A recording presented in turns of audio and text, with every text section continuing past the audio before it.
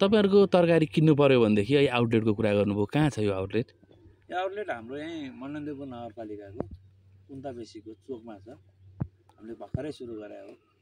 यहाँ चाहिँ अलिकति पुराना व्यापारीहरूले किसानहरूलाई अलिकति मारमा पारेर पैसा समयमा नदिएर महँगो हामीलाई किसानलाई सस्तो दिएर अनि महँगोमा उनीहरूले बेचेको देख्दा अब हामीले यो बोट बिरुवालाई छोराछोरी जसरी हुर्काएर टिपेर यसलाई मलजल गरेर प्लेटमा हालेर सजाएर अनि बेहुली सजाएर छोरी अन्माया जसरी दिएको तरकारीको कुनै पनि मूल्य त्यसको कुनै पनि हामीले जति किसानले दुःख गरेको छ अब हामीले 30 रुपैयाँमा लगाएर दिँदा ऊ हाम्रो आँखा अगाडिबाट 60 मै बेच्छ। त्यो देखेपछि हामीले यहीँ गरौँ न, एउटा हामी आफै गरौँ, हाम्रो सामान हामी नै दिउँ, अलिकति भेराइटीको सामान खाउँ भनेर यहीँ सुरु गरेको छ सर। कुन्ताबेसीमा चोकमै छ। अब तपाईँको माध्यमबाट यो हेर्नुहुने सबै मानिसहरू आवश्यकता पर्यो भने आउन सक्नुहुन्छ, हेर्न सक्नुहुन्छ, खान सक्नुहुन्छ, लिन सक्नुहुन्छ। हाम्रो आउटलेट कुन्ताबेसीमा। अनि यो छेउको यो हरियो के यो खरबुजा जस्तो छ, यो चाहिँ के हो यो खास? यसरी यो अब खरबुजै हो। यो इन्डियन कम्पनी सिजेन्डा कम्पनीको खरबुजा हो। यहाँ अहिलेसम्म हामीले प्र्याक्टिस देखाएको थिएन मन्डनदेवपुरमा एउटा प्र्याक्टिस गरेर हेरे हो। यो पनि सफल हुन्छ।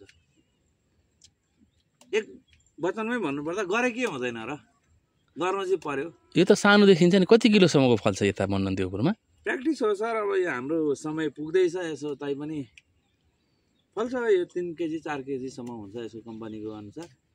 अब यो भए दुईजनाको परिवारलाई पनि भयो नि त। अब 8 किलो 10 किलोको फलाउनु भन्दा यसमा अलिकति मार्केटमा यसको डिमान्ड भएको कारणले यो हाम्रो रुपियाँ छ। कृषि गर्नुपर्छ भन्ने कुरा चाहिँ कहाँबाट आयो? तपाईँ त अरू व्यवसाय पनि गरिरहनु भएको थियो, यसमा सन्तुष्ट के छ, के भइरहेछ बताइदिनु अलिकति।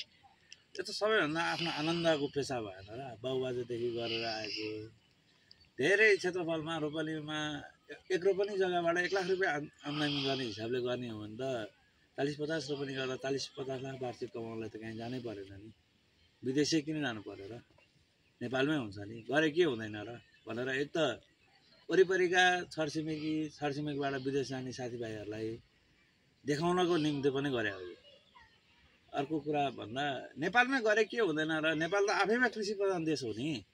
यहाँ त हामीले नगरेर हो, हामीलाई त अर्कालाई काम लगाएर मुख चलाएर खाली बानी लाग्यो।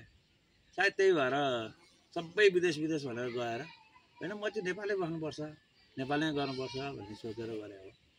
कृषि नै किन रोज्या त? यो बडो आनन्दको पेसा।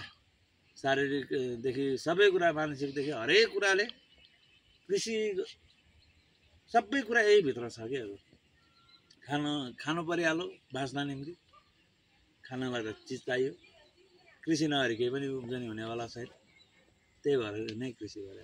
यो तपाईँको छेउमा यो खरबुजा जस्तो नि छ, यो चाहिँ ठुल्ठुला माटहरूमा मात्र पाइन्थ्यो, के हो यो? यो ठाउँमा फल्दो रहेछ यो फल्छ कि फल्दैन भनेर प्रयोग गरे सर। यो खास यो विदेशमा देखाएको थिएँ मैले। विदेश घुम्न जाँदाखेरि हाम्रो ठाउँमा नि हुन्छ कि हुँदैन भनेर एकचोटि इन्डियाबाट बिउ मगाएर गरे, हुँदो रहेछ।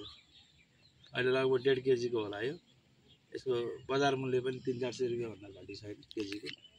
अब यो नेपालीले त खाना जानेकै छैन जस्तो लाग्छ यो देख्दाखेरि। खोइ बिक्री नै हुँदैन। 100 रुपियाँमा बेच्ने हो कि 50 मा बेच्ने हो।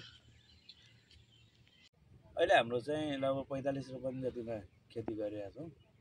यसलाई चाहिँ विविध 5वटा सेक्टर बनाएर फरक स्थानमा गरेको छ। अब यो खास हामीले यो नपाएर पनि हो, जग्गा एकै ठाउँमा होइन। जग्गा एकै ठाउँ पाएको भए त एकै ठाउँ गरिन्थ्यो पनि होला। अलिकति बारी छ, अलिकति भिरकान्ला छ, अलिकति फाँट छ, यस्तै मिलाएर गरेका छौँ। भिरकान्लालाई अब कसरी बनाउने भन्दा कागती रोप्ने त्यस्तो छ। अनि अर्को करेला रोप्नलाई अहिले हामीले 6 रोपनी जतिमा गरेका छौँ। करेला, गिरौला, लहरे बालीको लागि अलिकति भ्यान्टा अनि त्यस्तै लगायत अरू कुराको लागि कोरिलो रोप्ने भनेर हामीले 5 रोपनी जति गरेका छौँ। अनि अखबारेमा खोर्सानी लगाएको छौँ हामीले 15-20 रोपनी जति चाहिँ। त्यस्तै छ, मिलाएर गरेको छ। यो काम गर्नुपर्छ, खेती गर्नुपर्छ भन्ने प्रेरणा चाहिँ कहाँबाट भयो? अहिले तपाईँसँग चाहिँ के तरकारीहरू छन् र यो कहाँ किन्न पाइन्छ? यो तपाईँले उत्पादन गरेको चिज एउटा आम उपभोक्ताले कहाँ किन्न पाउँछन्? हामीले एउटा आउटलेट भनेर पनि खोलेका छौँ। हाम्रो तरकारी बजार भनेर त्यहाँबाट पनि पाइन्छ। विशेष गरी त यहाँको नजिकै काठमाडौँ भ्याली नजिकै भएको हिसाबले अब काठमाडौँ नै कालीमाटी बजारै हो हाम्रो लागि त।